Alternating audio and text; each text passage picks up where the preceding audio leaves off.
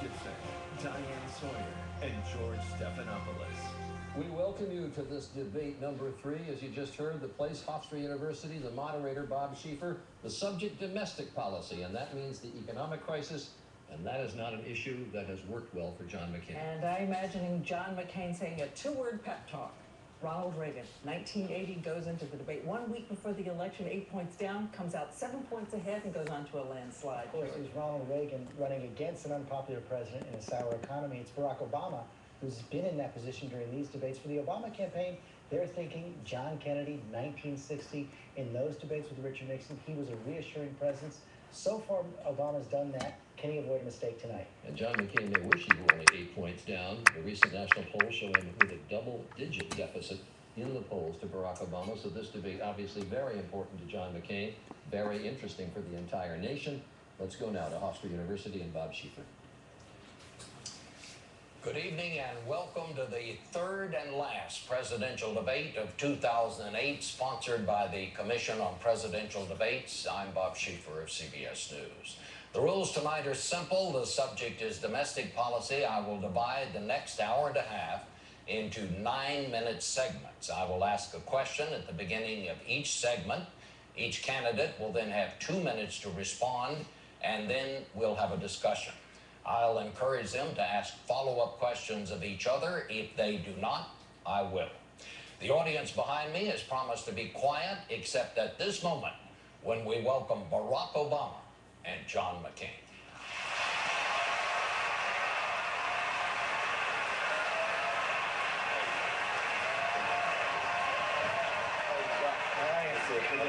Thank you so much.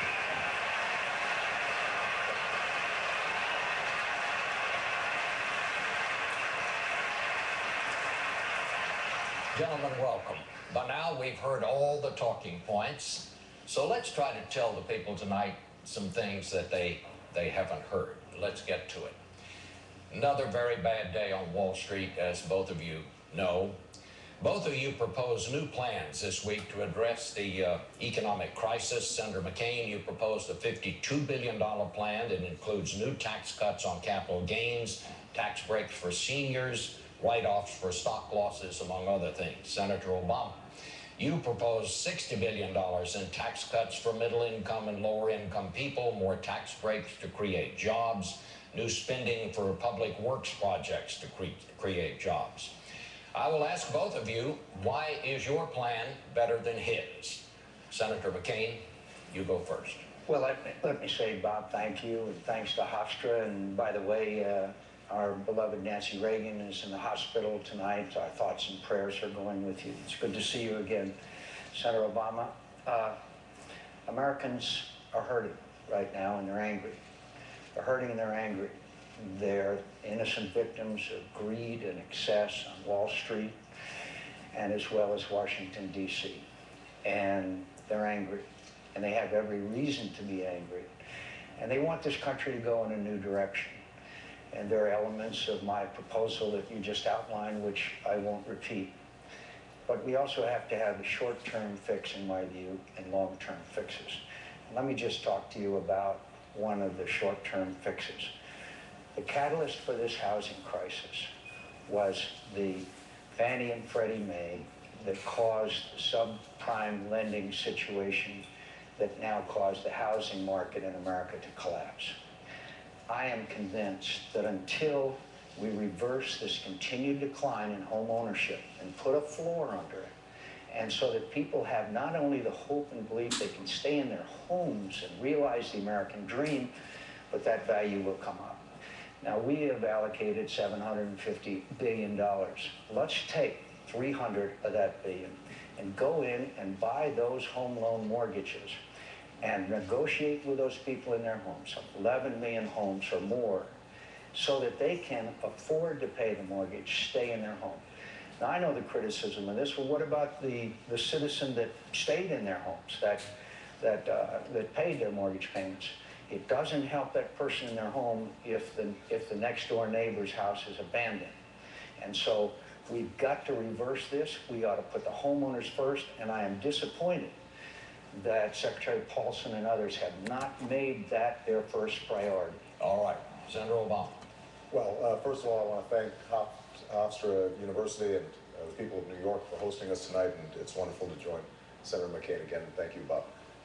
I think everybody understands at this point that we are experiencing the worst financial crisis since the Great Depression. And the financial rescue plan that Senator McCain and I supported is an important first step. And I push for some core principles, making sure the taxpayers can get their money back if they're putting money up, making sure that CEOs are not enriching themselves through this process.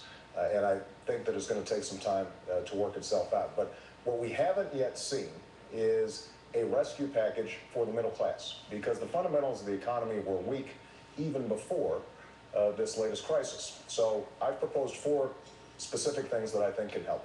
Number 1, let's focus on jobs. I want to end the tax breaks for companies that are shipping jobs overseas and provide a tax credit for every company that's creating a job right here in America.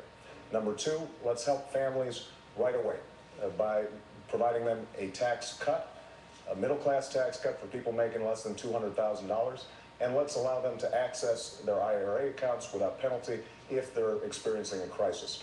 Now, Senator McCain, I agree with your idea that we've got to help homeowners. That's why we included in the financial package a proposal to get homeowners in a position where they can renegotiate their mortgages. I disagree with Senator McCain in how to do it, because the way Senator McCain has designed his plan, it could be a giveaway to banks if we're buying full price for mortgages that now are worth a lot less, and we don't want to waste taxpayer money. And we've got to get the financial package working much quicker than it's been working. The last point I want to make, though, we've got some long-term challenges in this economy that have to be dealt with. We've got to fix our energy policy that's giving our wealth away. We've got to fix our healthcare system, and we've got to invest in our education system for every young person to be able to learn. All right, Ed, would you like to ask him a question? No. I would like to mention that a couple of days ago, Senator Obama was out in Ohio, and he had an encounter with a guy who's a plumber. His name is Joe Wurzelberger. Joe wants to buy the business that he's been in for all these years. Worked 10, 12 hours a day. And he wanted to buy the business, but he looked at your tax plan and he saw that he was going to pay much higher taxes. You were going to put him in a higher tax bracket, which was going to increase his taxes, which was going to cause him not to be able to employ people, which Joe was trying to realize the American dream. Now, Senator Obama talks about the very, very rich. Joe, I want to tell you, I'll not only help that you buy that business that you worked your whole life for, and I'll keep your taxes low, and I'll provide available and affordable health care for you and your employees, and I will not stand for a tax increase on the small business income. 50% of small business income taxes are paid by small businesses. That's 16 million jobs in America. And what you want to do to Joe the plumber, and millions more like him, is have their taxes increased and not be able to realize the American dream of owning their own business. That's what Joe believes.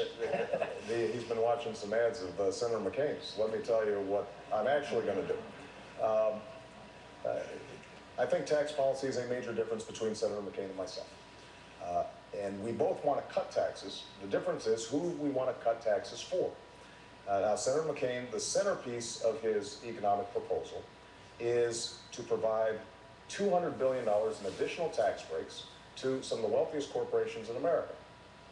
ExxonMobil and other oil companies, for example, would get an additional $4 billion in tax breaks.